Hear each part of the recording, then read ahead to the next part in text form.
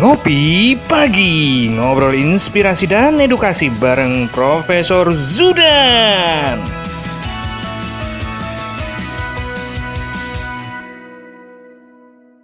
Salam bahagia kerabat desa Indonesia.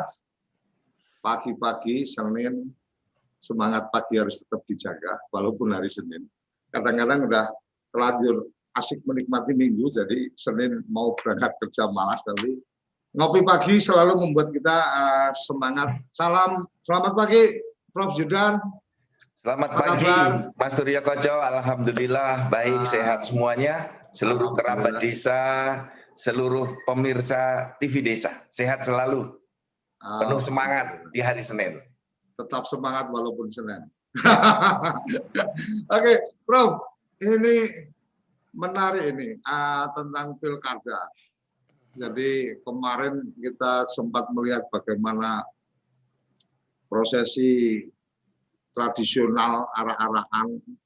Jadi masih ingat zaman dulu kalau arah-arahan itu kalau malam ya pas kita selesai khatam Quran itu kan arah-arahan. Nah, kemudian ritual-ritual pendaftaran dengan naik becak lah, dengan naik dokar lah dan seterusnya.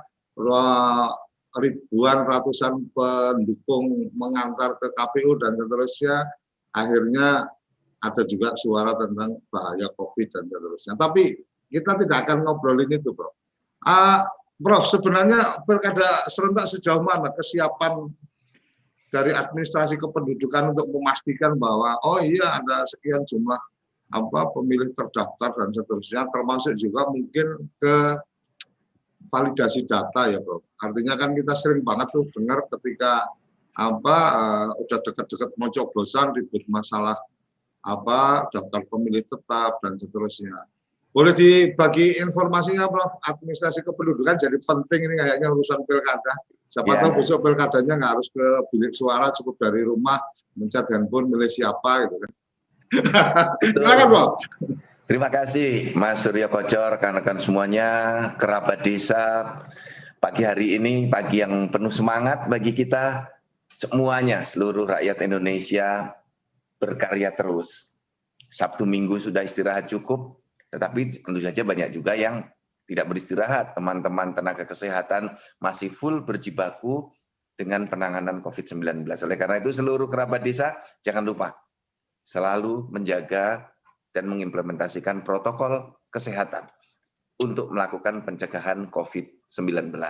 Nah, pagi hari ini saya ingin menyampaikan terkait dengan pilkada serentak nanti di tanggal 9 Desember 2019. Ini adalah gawe besar bangsa Indonesia. Satu tahapan untuk mewujudkan demokratisasi di tingkat lokal yang dikerjakan bersama-sama dari tingkat daerah sampai dengan di tingkat nasional. Ini melibatkan seluruh perangkat dengan banyak stakeholders. Ada TNI Polri untuk pengamanan, ada KPU Bawaslu di KPP untuk penyelenggara pemilu, sampai dengan kalau ada pelanggaran kode etik. Kemudian pemerintah daerah menyediakan APBD, pemerintah nasional menyediakan APBN dengan seluruh jajaran masing-masing. Ini adalah pekerjaan bersama, partai politik sebagai supplier kandidat, dan masyarakat juga sebagai supplier kandidat melalui calon perseorangan. Jadi ini adalah kerja besar, kerja kolaboratif, kerja-kerja yang harus didukung oleh semua pihak. Nah, ada memang Mas Surya Koco, kawan-kawan di TV Desa, satu pandangan yang mengatakan, apa bisa kita dalam suasana pandemi COVID-19 ini masih tetap menyelenggarakan pilkada? Nah, tentu saja ada pandangan pesimis, ada pandangan yang optimis.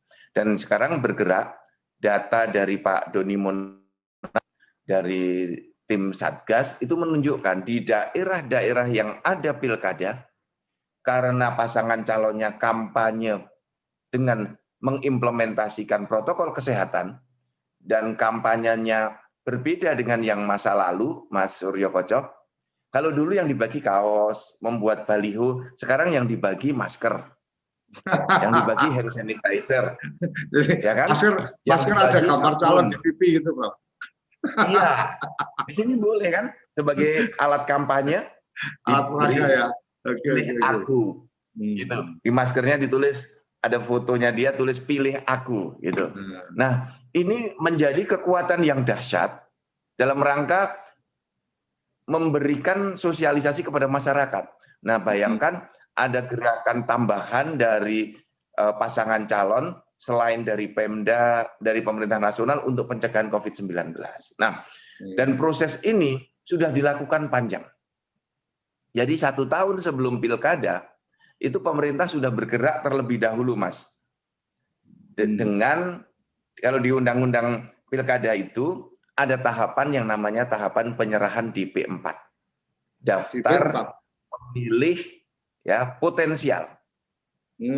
Pemilu kada pada satu daerah pemilihan.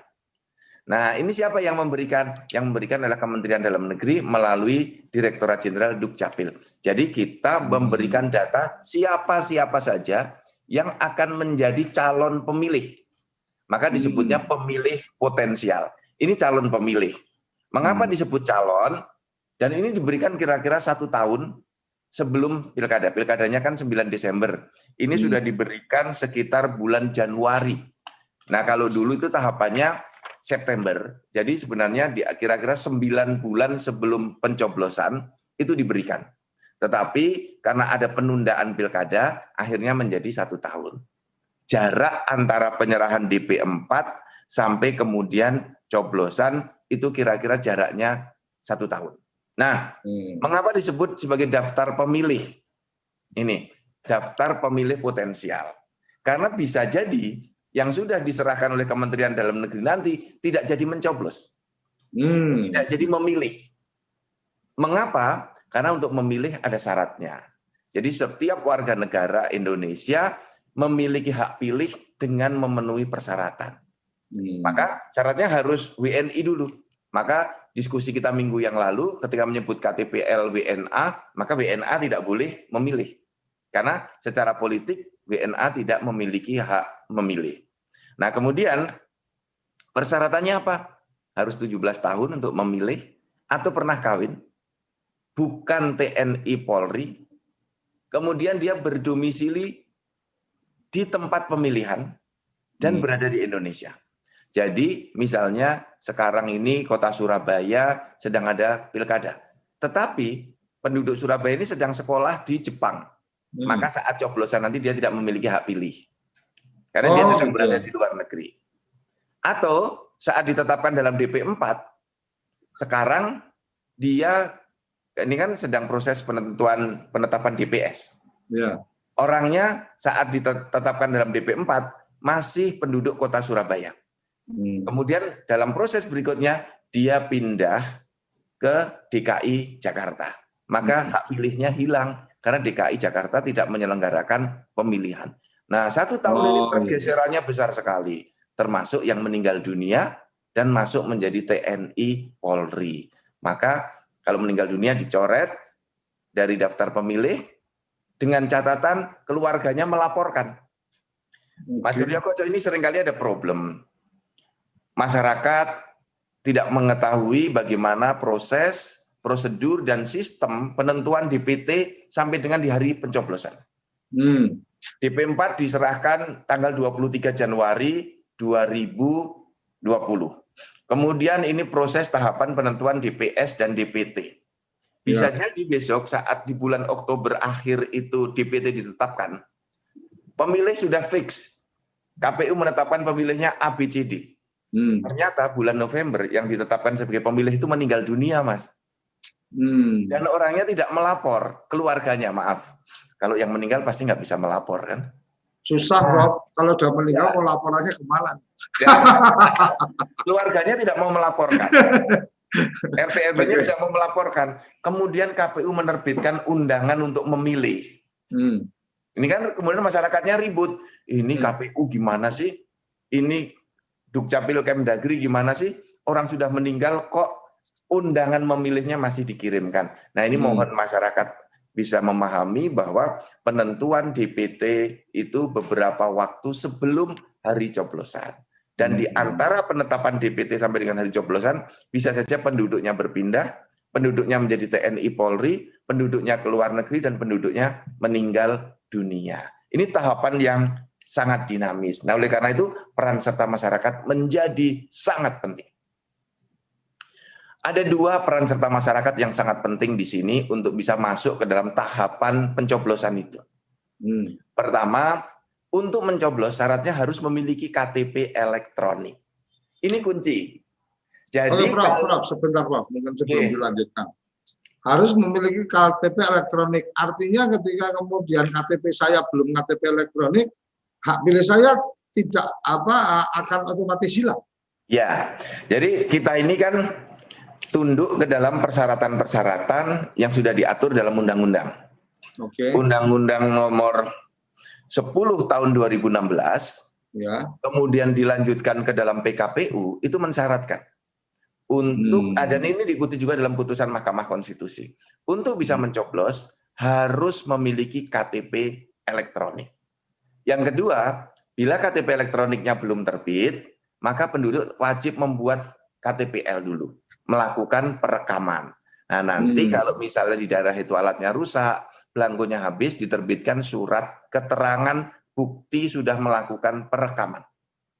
Nah, ini apa maksudnya dengan KTPL? Dengan KTPL itu artinya pemilihnya tidak bisa memilih lagi di tempat lain, karena KTPL hanya bisa dibuat satu kali dengan NIK yang sama. Jadi tidak mungkin ada KTP ya dengan NIK yang berbeda, orangnya sama. Kalau ada seperti itu, bisa dipastikan salah satunya palsu. Karena tidak mungkin kedua-duanya asli. Ini gunanya adalah untuk mencegah agar tidak terjadi ghost voter. Pemilih hantu seperti dulu itu, Mas Surya Koco.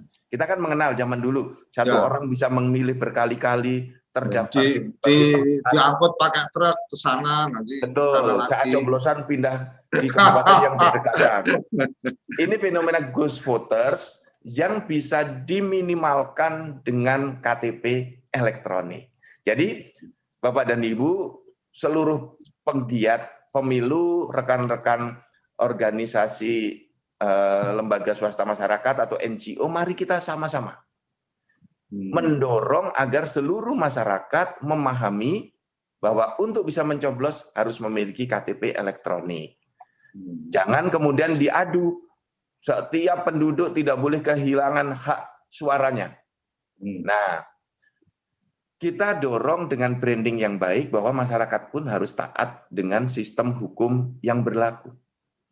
Kita semuanya harus mentaati, ini sudah diputuskan oleh negara. Sudah jadi undang-undangnya sejak tahun 2000, dulu Undang-Undang nomor 1, ya, Undang-Undang nomor 1 2005, Undang-Undang 10 2016.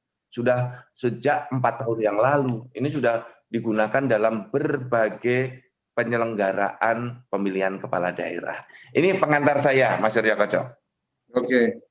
Prof, yang menarik tadi adalah tentang kewajiban untuk memiliki KTP elektronik. Itu menurut saya sesuatu yang luar biasa lah, artinya itu tertulis dalam peraturan KPU atau tertulis dalam peraturan pemerintah atau apa nih, Prof?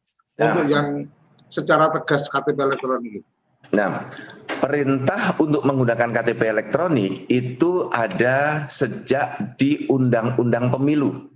Dengan sampai perubahan yang terakhir dari undang-undang yang diterbitkan sejak Undang-Undang 10 2016 sampai dengan perubahannya yang sekarang, itu semua sudah memerintahkan dengan menggunakan KTP elektronik.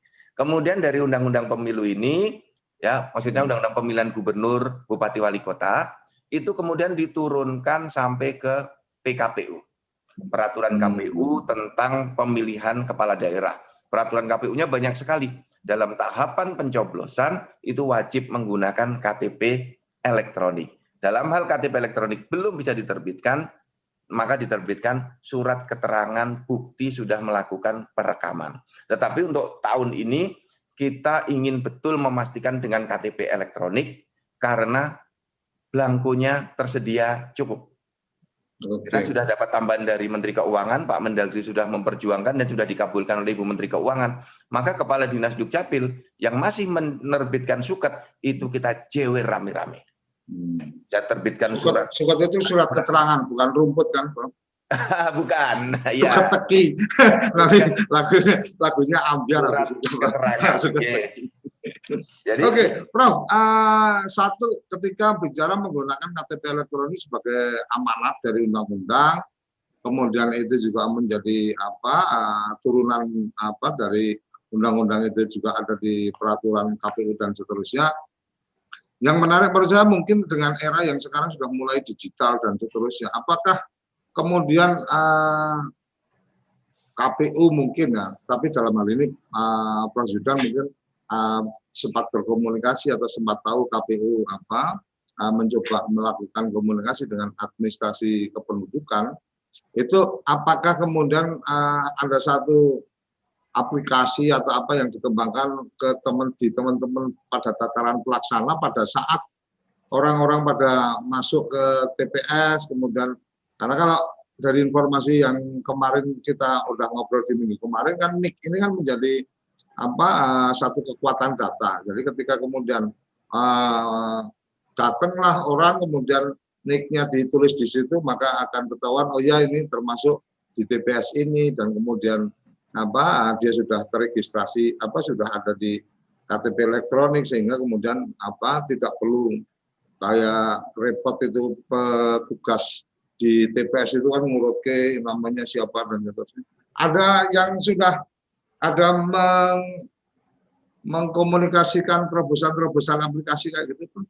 Ya, kalau saat ini kita itu ada satu pemikiran besar, Mas Surya Koco dan seluruh kerabat desa, bahwa suatu ketika nanti kita bukan hanya menggunakan aplikasi parsial seperti itu, tapi Indonesia sudah harus bisa maju ke satu titik yang lebih advance lagi, lebih maju lagi dengan yang namanya electronic voting.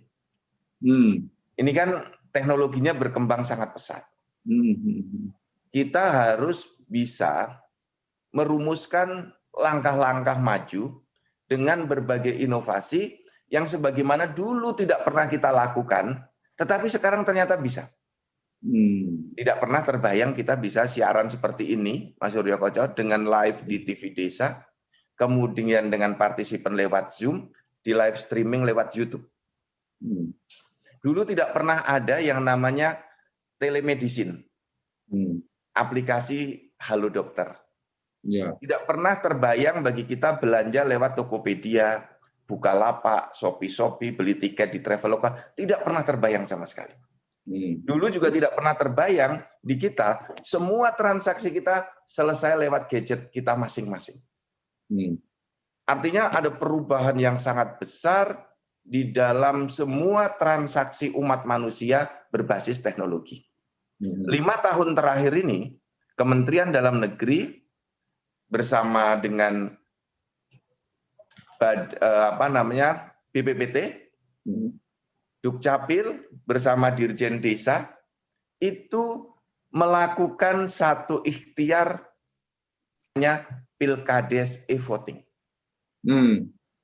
Sudah lebih dari 1.000 desa di Indonesia itu menyelenggarakan pemilihan kepala desanya dengan cara e-voting. Nah, tahun ini karena bersamaan dengan Pilkadesnya ditunda di 2021. Sudah banyak daerah-daerah yang mendaftarkan Pilkadesnya akan e-voting. Nah, e-voting itu fasilitasi dari Kemendagri atau bagaimana? Jadi ini kolaborasi antara BPPT, kemudian Dirjen Desa, kemudian Dirjen Dukcapil. Dari sisi regulasinya disiapkan oleh Pak Dirjen Pemerintahan Desa, Pak Nata Irawan. Dari data kependudukannya disiapkan oleh Dinas Dukcapil Kabupaten Kota, disupervisi oleh Dirjen Dukcapil, untuk menentukan daftar pemilih Pilkades. Kemudian teknologinya disupport oleh BPPT.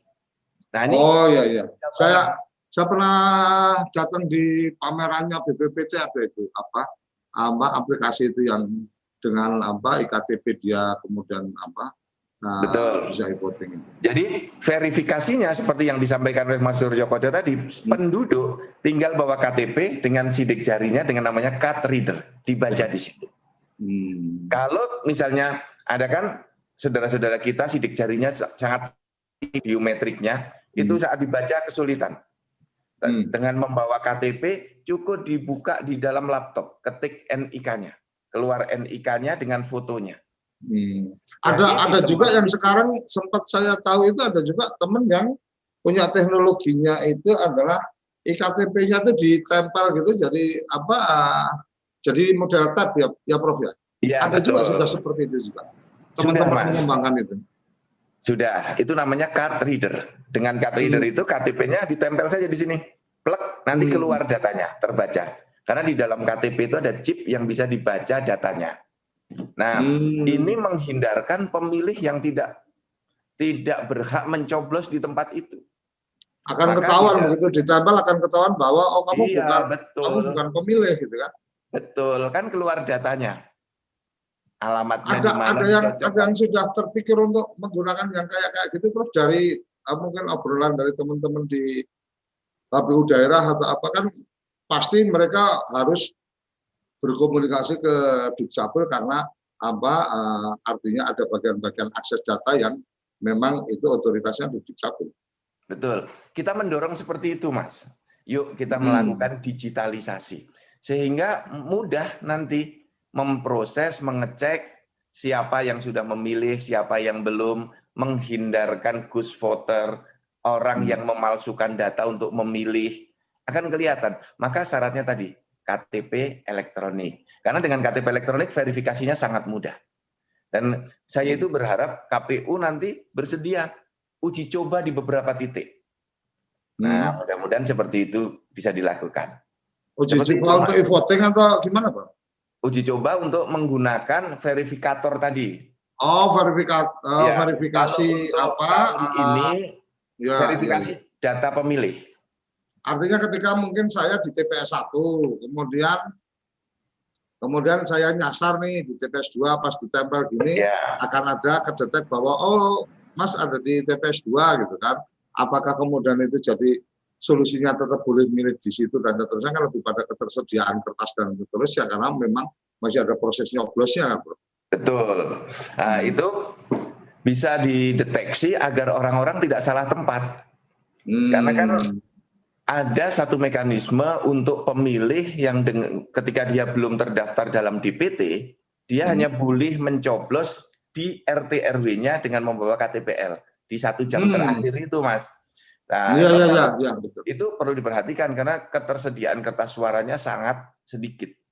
Tambah selisih hanya 10% atau berapa. Jadi kalau ada atau hanya kartu cadangannya ya, Bro. Iya, cadangannya hanya sedikit gitu. Maka kalau penduduk itu banyak yang salah kemudian diakomodir salah tempat itu nanti bisa terjadi kekurangan kertas suara. Nah, oleh karena itu sejak awal memang harus fix ini. Nah, dengan perangkat teknologi, dengan menggunakan KTPL tadi, verifikatornya, database calon pemilih sudah dimasukkan ke dalam sistem aplikasi yang ada di tempat itu, nah ini akan mudah sekali. Nah, saya kira kita ke depan harus mulai menginisiasi penggunaan teknologi dalam rangka penyelenggaraan pemilihan kepala daerah. Untuk Pilkades sudah jalan, Mas Suryo Koco. Suatu ketika nanti, kalau nanti sudah dibuka di 2021, kita bisa siaran dari tempat itu, Mas. Inspirasi Indonesia bahwa dari desa ternyata demokratisasinya sudah demokratisasi digital. Tidak ada tapi kan kalau belajar demokrasi memang pelajarannya dari desa, Bro. Artinya paling awal dari desa. Ya, jadi artinya hari ini ada ide pemilihan langsung, itu kan juga belajar dari desa. Artinya memang sumber belajarnya itu dari desa. Cuma mungkin ada beberapa bagian yang kemudian desa sudah mulai bergeser malah jadi tempat belajarnya jadi agak susah juga sekarang. Tapi kembali ke yang tadi, Prof, ini menarik menurut saya ketika KTP elektronik menjadi satu keharusan untuk kemudian mereka yang akan melakukan ikut dalam pilkada. Sebenarnya ada banyak tantangan yang kemudian bagaimana mengeksplor lebih lanjut tentang bagaimana penyederhanaan untuk proses proses pilkada dan seterusnya, sehingga secara budget juga bisa dihemat, karena kayaknya biaya-biaya berkegiatan politik kita lumayan menyerap energi, waktu, tenaga, dan anggaran juga, Bro. Benar. Jadi biaya demokratisasi di Indonesia masih sangat tinggi. Iya. Oleh karena itu kita harus mencepakati berbagai metode untuk menekan biaya demokratisasi itu. Jadi kalau bisa menekan pembelian kotak suara, pembelian kertas suara, pembelian tempat-tempat nyoblos di bilik-bilik suara, itu. Ya. Kemudian biaya saksi kan mahal sekali. Itu dibebankan pada calon. Ya, kan? Betul. Menjadikan, kalau kita bicara digital sebenarnya kan lebih pada bagaimana teman-teman yang saksi itu juga bisa mendapatkan akses di level tertentu sehingga dia bisa mengikuti dengan baik proses untuk pemindahan data. Ini dari TPS ini ke kecamatan kemana dan seterusnya. Sebenarnya ketika sudah dengan pola digital kan nggak perlu lagi harus dijaga keamanan pakai senjata, bawa kotak suara, padahal kotak suaranya juga kalau jatuh bisa tumpah juga isinya kan gitu. Ya, kalau lewat sungai bisa terendam, bisa hanyut semuanya, hilang. Iya, padahal kita sudah punya database, kita sudah punya akses satelit yang luar biasa sih. Kadang-kadang ya rada-rada juga itu, Prof, kalau lihat-lihat. Artinya teman-teman yang masih agak kurang mau membawa areal proses-proses ini menjadi lebih praktis, lebih efisien dengan digital. Kira-kira gitu ya, Prof. Salah satu pekerjaan penyelenggara negara itu, Mas Surya Koco, yang paling berat adalah mendorong masyarakat keluar dari zona nyaman, masuk ke zona nyaman baru. Ini kan setiap kali perpindahan sistem di Indonesia itu penolakannya selalu luar biasa. Iya. Baik dari yang paham maupun yang tidak paham. Ada yang paham kalau ini beralih ke sistem baru, kemudian dia mengatakan nanti saya kehilangan lahan dong, saya kehilangan pasar dong, saya kehilangan proyek dong. Saya kehilangan wibawa kan gitu. Saya kehilangan wibawa karena seorang dirjen kalau umpama dulu itu belum digital kan ada yang nunduk-nunduk gini, Bapak minta ke Pak Asmo kan gitu. Kalau sekarang kan tinggal kirim email aja, Bro itu sudah dikirim emailnya gitu kan, bukan di approve gitu. Betul. Dengan sekarang perkembangan seperti ini, memang kita harus melihat, Mas, selalu kita harus berani keluar dari zona nyaman untuk masuk ke zona nyaman yang lebih tinggi. Ini sudah terwujud, masuk lagi ke zona nyaman yang lebih tinggi. Kalau kita berbicara pilkada, mestinya pilkada itu belajar dari bagaimana teknologi bisa memajukan perkembangan atau dalam budaya berkomunikasi. Kalau kita melihat dari budaya komunikasi, itu tumbuh betul dan kelihatan tahapan-tahapannya. Dulu masyarakat di awal menggunakan kentongan cara komunikasi. Ya. Kemudian meminjam pengeras atau kita menyebut toa di masjid. Ya. Ada apa-apa kan pengumuman meninggal dunia lewat masjid, gitu kan? Sampai sekarang masih tuh, Bro, di masjid dekat rumah.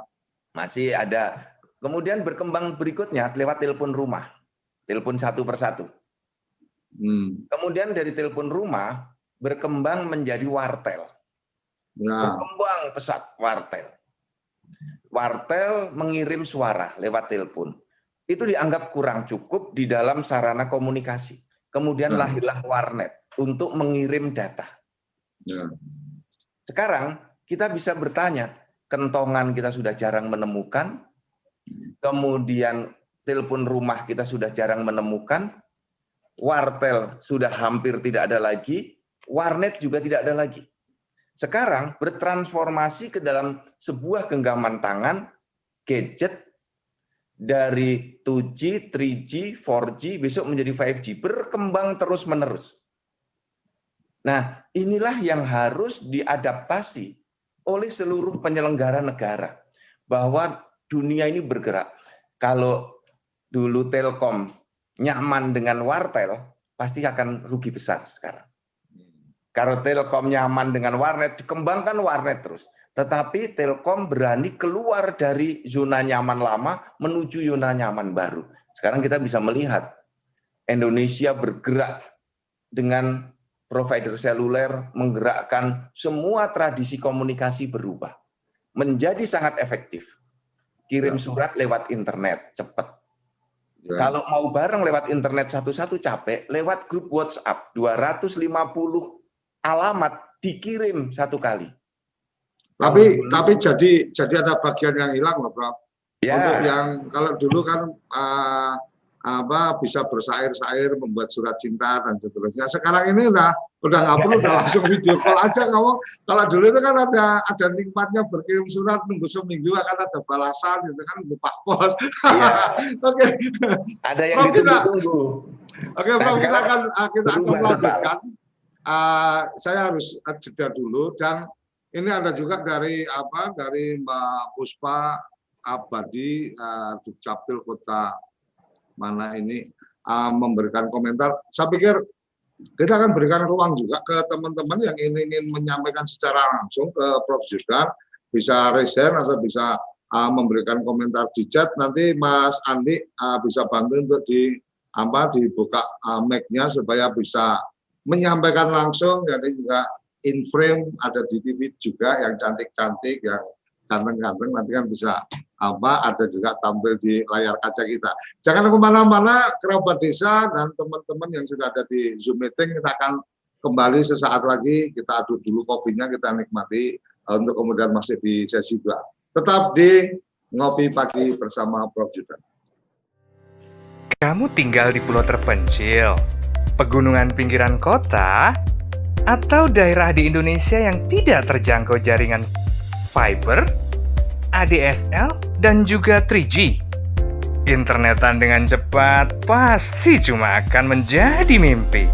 Mau pakai tol langit, pakai Desa Wifi, kunjungi www.desawifi.id.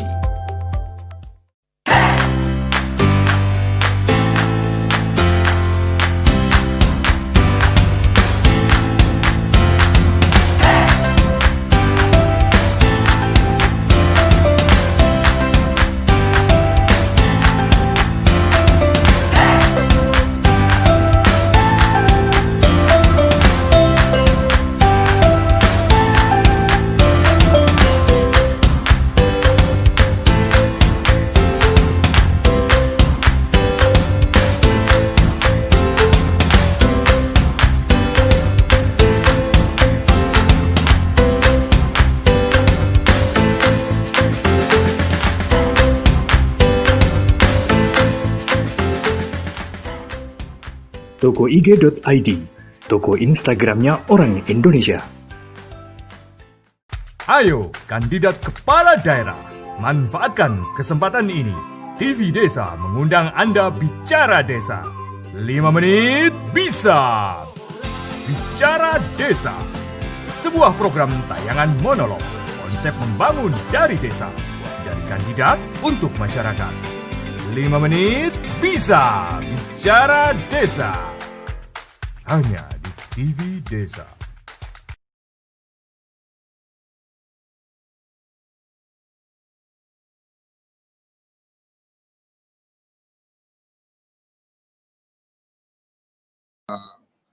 Ngopi Pagi bersama Prof. Zudan, tadi keputus audionya lupa, belum saya buka.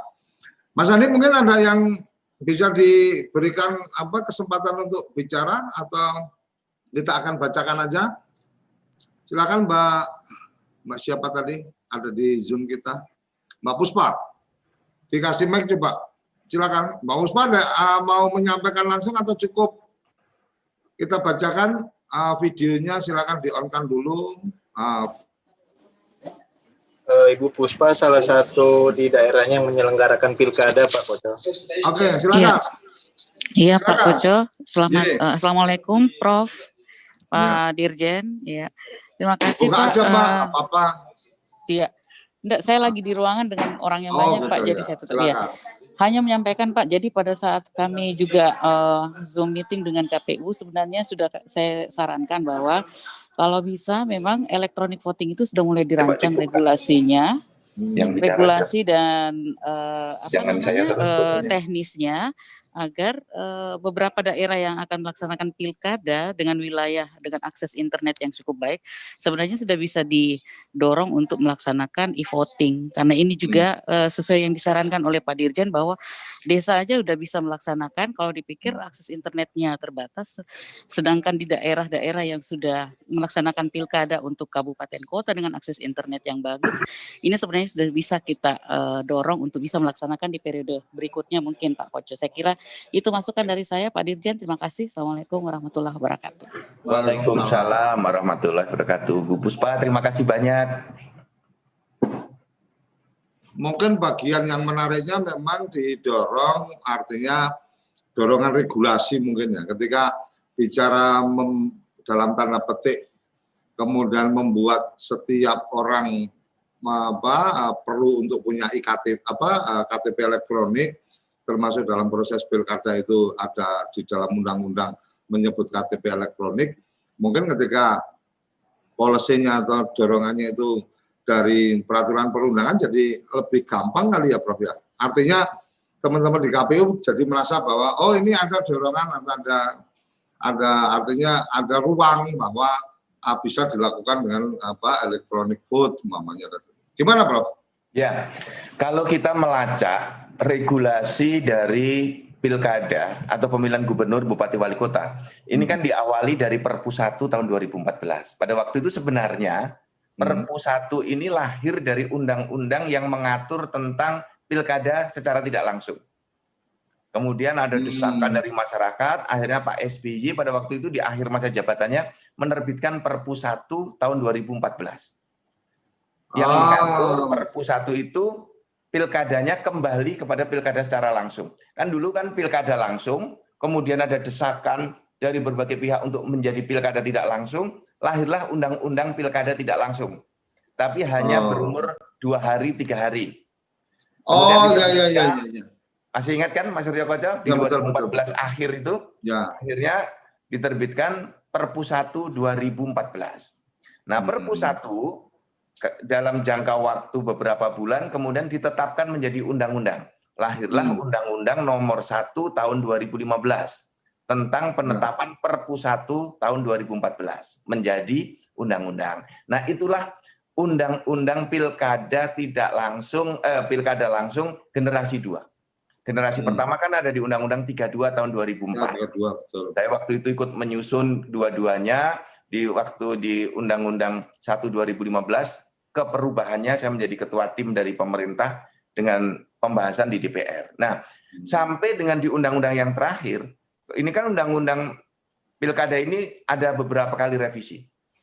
Undang-undang 1 2015, kemudian Undang-undang 10 2016, kemudian yang terakhir kemarin ada Perpu nomor 2 tahun 2020 yang kemudian ditetapkan menjadi Undang-Undang nomor 6 tahun 2020. Jadi khusus pilkada ini memang kita harus jelimet membaca satu-satu progres dan revisi dari undang-undang itu. Apa yang ingin saya sampaikan, dalam semua undang-undang tadi sudah dibuka peluang untuk e-voting. Ada pasal tertentu yang mengatakan dapat digunakan dengan menggunakan teknologi, dengan pilihan menggunakan electronic voting. Nah, ini tinggal nanti KPU mau memilih yang mana dulu. Mau langsung e-votingnya, atau e-rekap, atau e-verifikasi, kan banyak itu tahapannya. Kalau e-verifikasi itu orang yang mau masuk ke TPS menggunakan verifikasi elektronik. Atau nanti setelah datanya, coblosannya dilakukan, ada tahapan kedua, merekap hasil suara. Dilakukan lewat e-rekap. Atau totally kita. Orang milih sudah dengan e-voting, ya, tinggal milih saja nanti pencet di layar 1, 2, 3 atau nama calon itu pencet. Persis seperti e-voting pilkades itu Mas Suryo Koco. Itu kan dan Dan itu sebenarnya juga sangat memungkinkan, sangat simpel, dan anak-anak sekolah sekarang juga sudah pakainya kan kayak gitu, ketika ada guru memberikan pelajaran lewat online, kemudian pada jam berapa, kemudian oke, anak-anak akan ada soal dikirim, maka tinggal dia pencet akan ketahuan, oh guru langsung ketahuan, oh sekian anak sudah jawab, dan seterusnya. Jadi sebenarnya sangat simpel, tapi ini bicaranya lebih pada kemauan politik kali ya. Ya, jadi political will, penyelenggara pemilu. Mau nggak kita keluar dari zona nyaman yang sekarang berbasis manual menuju pemilihan atau proses demokratisasi berbasis digital. Nah, kalau kita mau sana, ini lompatan yang luar biasa. Dan Prof, dari desa. Prof, kalau pilkada itu kemudian regulasinya itu masing-masing tempat yang melakukan, atau kemudian ada regulasi besar dari KPU pusat? Nanti undang-undangnya kan sudah membolehkan ini, Mas. Nanti KPU bisa piloting daerah yang misalnya penduduknya sedikit, misalnya Kota Magelang dulu uji coba, atau yang agak besar tetapi sudah terhubung dengan internet semua, Kabupaten Sleman misalnya, atau yang mau lebih besar lagi jumlah penduduknya tetapi sudah sangat advance teknologinya, misalnya Kota Surabaya. Jadi bisa milih, tidak harus 514 daerah bareng. Berapa daerah dulu untuk uji coba teknologi sekaligus uji nyali nih, bangsa Indonesia itu sudah kuat belum berdemokrasi dengan secara digital.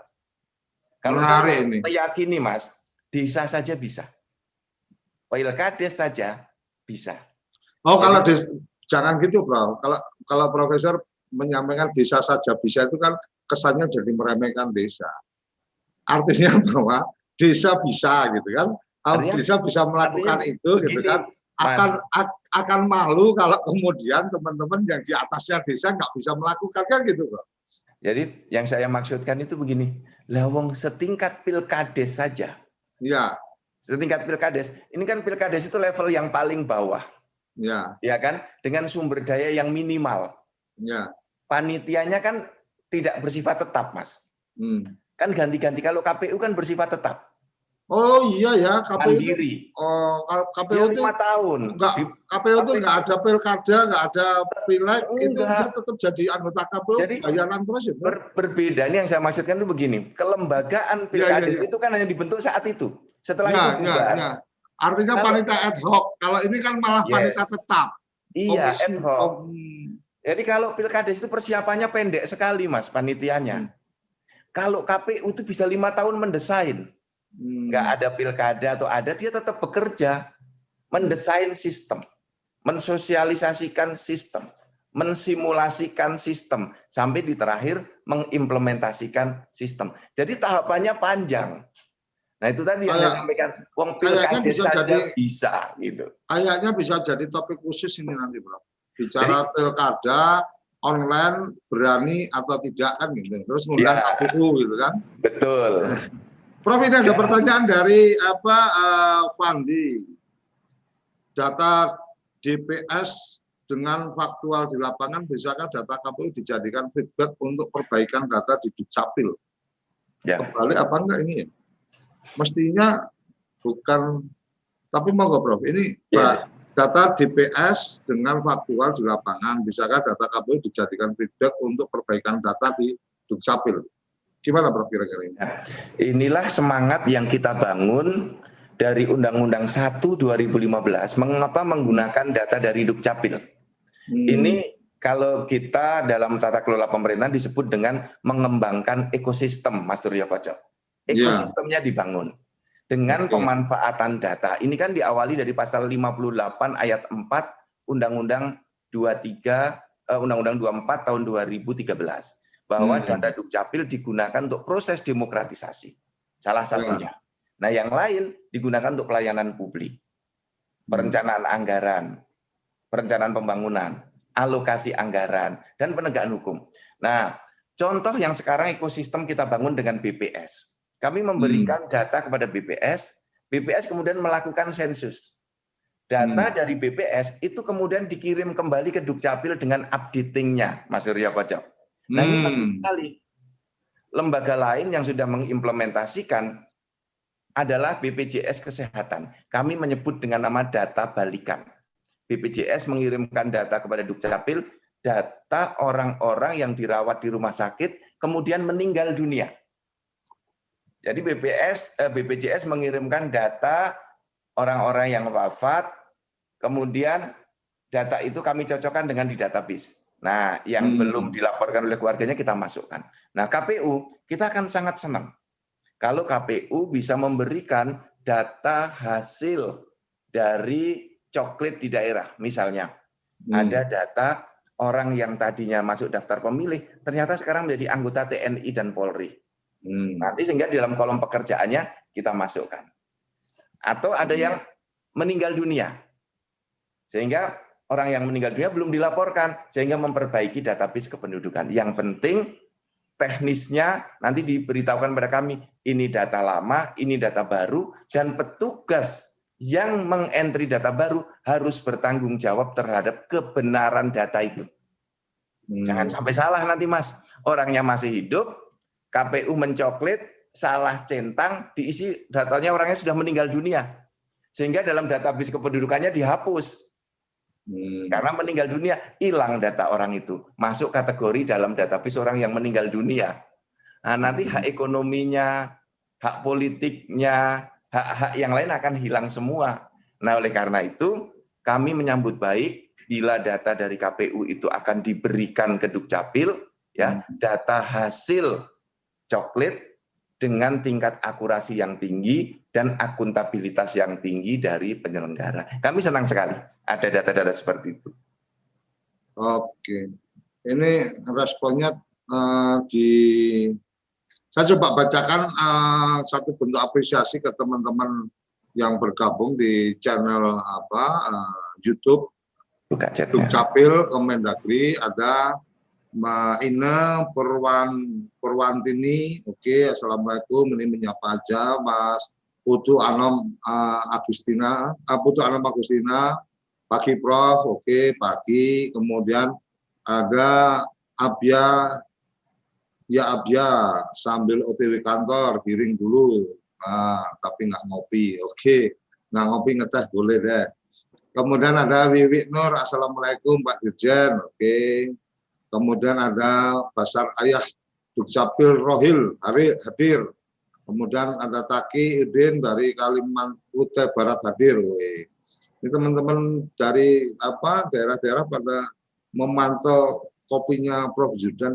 Ada Fendi ya tadi yang sudah disampaikan. Kemudian ada Dukcapil Kota Metro ikut menyimak. Terima kasih sudah bergabung teman-teman dari Dukcapil di daerah yang kebetulan bergabung di langsung ke Zoom. Kalau memang ingin menyampaikan secara langsung ke Prof Zudan bisa present di kolom partisipan untuk kemudian mungkin bisa menyampaikan sesuatu.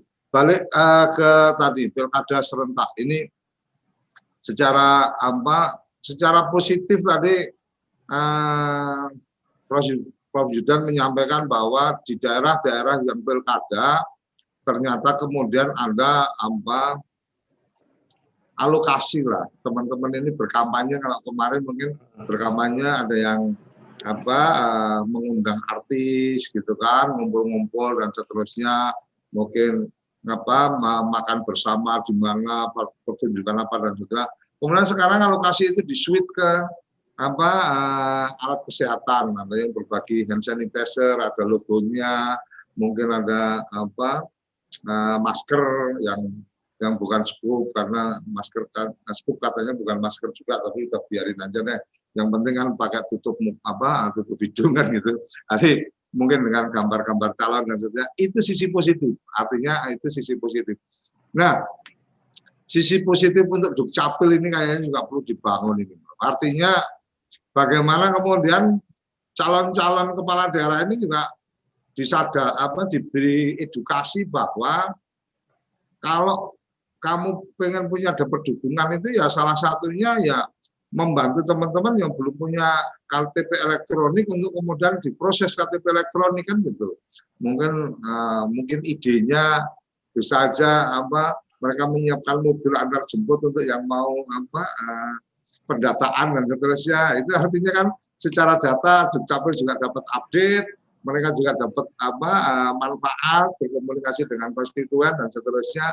Mungkin ada agenda-agenda atau pesan khusus nih Prof ke calon-calon kepala daerah, siapa tahu dari tayangan kita di satelit ada juga teman-teman calon kepala daerah yang sudah masuk sebagai kontestan ini mendengar ini dan kemudian jadi inspirasi. Oh benar juga nih, kita bantu ini sekaligus kita juga dapat ini.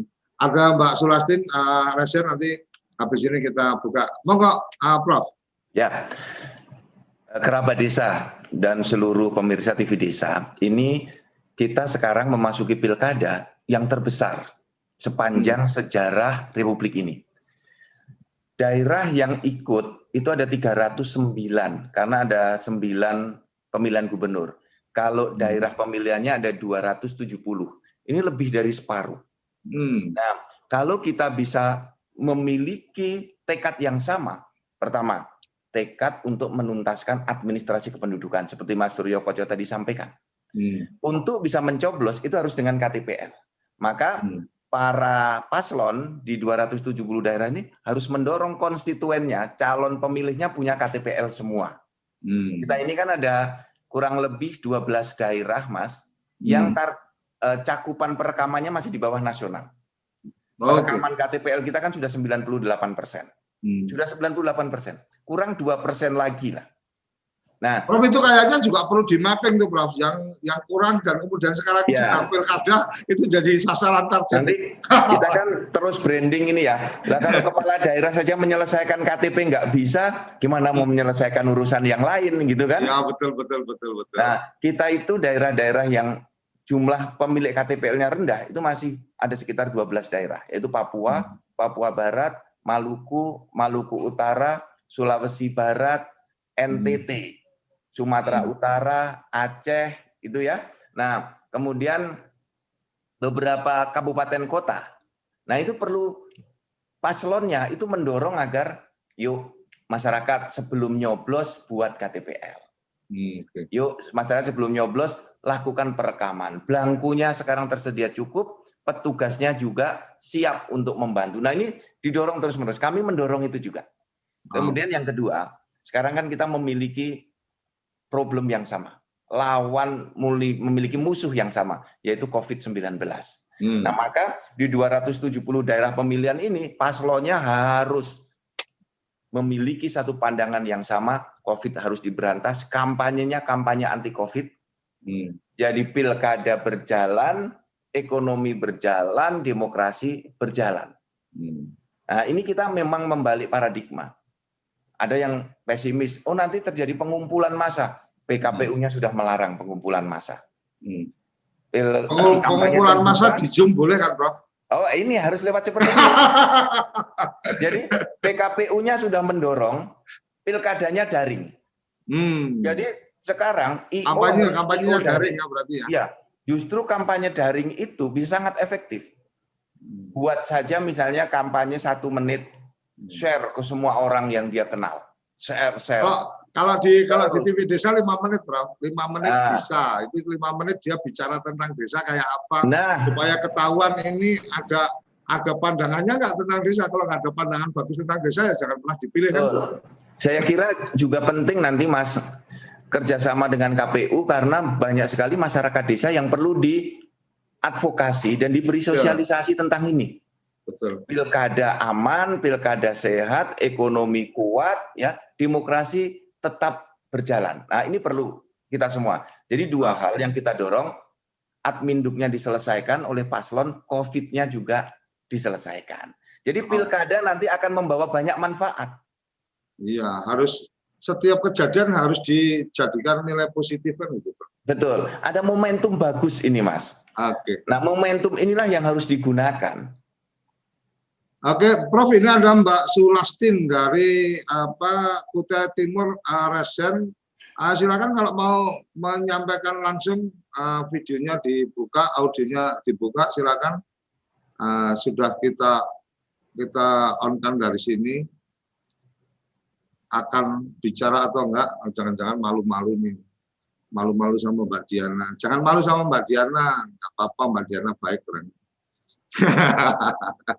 Oke, sambil menunggu Mbak Sulastin dari Kutai Timur tadi sudah resen. Oh, resennya udah dihilangin. Oke.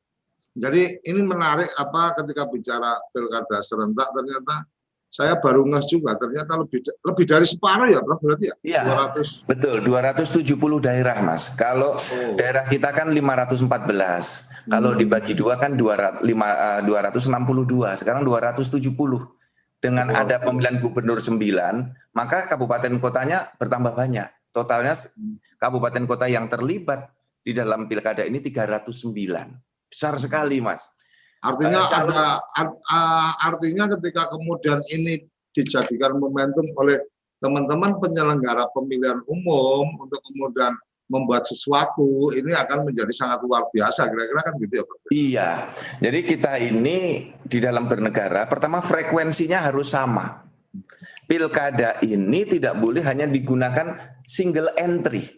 Ya, hanya untuk milih kepala daerah saja, itu single entry saya menyebutnya. Ya. Tetapi pilkada harus digunakan sebagai momentum untuk multi entry. Jadi artinya sekali dayung 2-3 pulau harus terlampaui kan. Betul. Kalau dayung cuma ke 1 pulau aja kan capek nanti ya Bro. Memilih kepala daerah dapat, mencegah penularan COVID dapat, penuntasan administrasi kependudukan dapat. Nanti ujungnya adalah peningkatan kesejahteraan. Itulah pendekatan yang didorong oleh Bapak Menteri Dalam Negeri, Profesor Tito Karnavian. Pilkada jangan ditakutkan. Karena ini bisa menjadi pintu masuk multi entry untuk banyak hal. Mas bayangkan, pilkada ini kan menggerakkan sektor ekonomi baru. Ya. Triliunan uang beredar di sana. Nah sekarang ini kan masyarakat butuh pekerjaan. Mencetak masker, ya. mencetak kaos, membuat konten-konten pilkada. Kemudian nanti saksi bergerak, ada honor saksi, pembuatan TPS, itu ada biaya-biaya pembuatan TPS, ini ekonominya bergerak. Nah dalam suasana pandemi seperti ini, ekonomi yang bergerak ini akan sangat positif bagi negara dan bagi masyarakat. Oleh karena itu, saya berpandangan pilkada ini banyak manfaatnya dengan tata kelola yang baik dan didorong multi entry. Oke, Prof, ini yang di channel YouTube-nya TV Desa ada yang menyampaikan bahwa akan lebih efektif efisien jika e-voting di kemudian hari, cuma harus bimbingan masif setiap penduduk. Oke, dari Jajang di KPS Kabupaten Serang. Ada yang masuk lagi, tapi ini kayaknya bukan wilayahnya Prof Judan. Ini mungkin wilayahnya Pak Nata ini. Mengapa kepala desa kalau mencalonkan di pilkada harus berhenti, Prof? Apakah tidak cukup cuti saja karena Undang-Undang 6 2014 larangan katanya menjadi anggota partai pengurus politik, pilkada mengakomodir calon independen. Artinya ketika kepala desa tidak menjadi pengurus partai politik kemudian ingin maju meningkat menjadi calon kepala daerah gitu kan, itu secara aturan dia harus berhenti dari kades, bukan sekedar cuti. Saya nggak tahu ini Prof Yudan tertarik untuk memberikan respon atau enggak, tapi yang satu lagi tadi mendukung, si Mas Jajang ini mendukung untuk bagaimana kemudian dimasifkan agenda berikutnya sudah bisa e-voting. Silakan Prof. Dan waktu kita sangat terbatas sekaligus closing statement. Terima kasih kepada Mas Suryo Koco, seluruh kerabat desa yang masih bertahan di sini, juga seluruh pemirsa baik lewat YouTube, Zoom. Saya lihat Zoom-nya sudah penuh ini, 108 yang masuk, dan juga seluruh pemirsa TV Desa. Kalau kita melihat regulasi, memang di dalam kita bernegara itu masuk kepada pilihan-pilihan. Contoh untuk maju ke pilkada, ASN yang sudah ditetapkan sebagai pasangan calon harus mundur sebagai ASN. Anggota DPRD yang sudah ditetapkan sebagai pasangan calon harus mundur sebagai anggota DPRD. Juga anggota DPR RI yang maju menjadi bupati itu pun harus mundur. Jadi dari jabatan lama sebagai anggota DPR RI. Karena regulasinya memang mengatur seperti itu. Ini tentu saja agar tidak ada konflik of interest.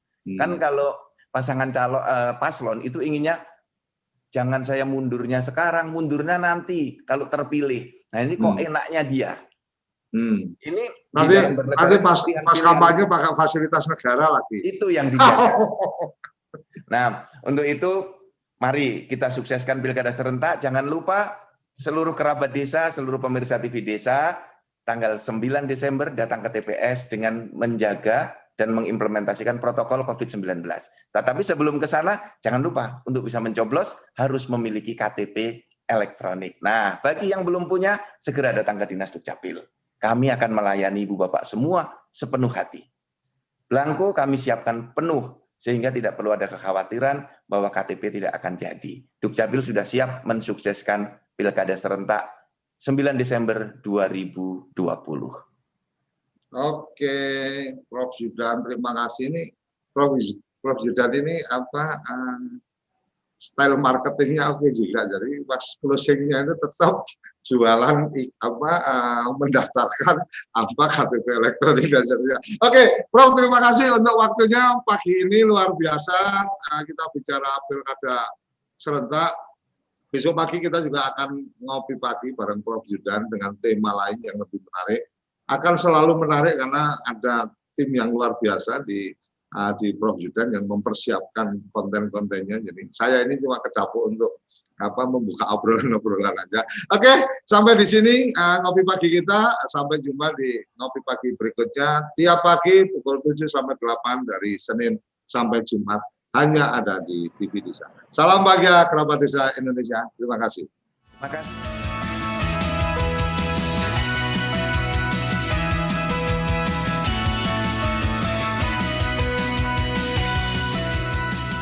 Ngopi Pagi, ngobrol inspirasi dan edukasi bareng Profesor Zudan.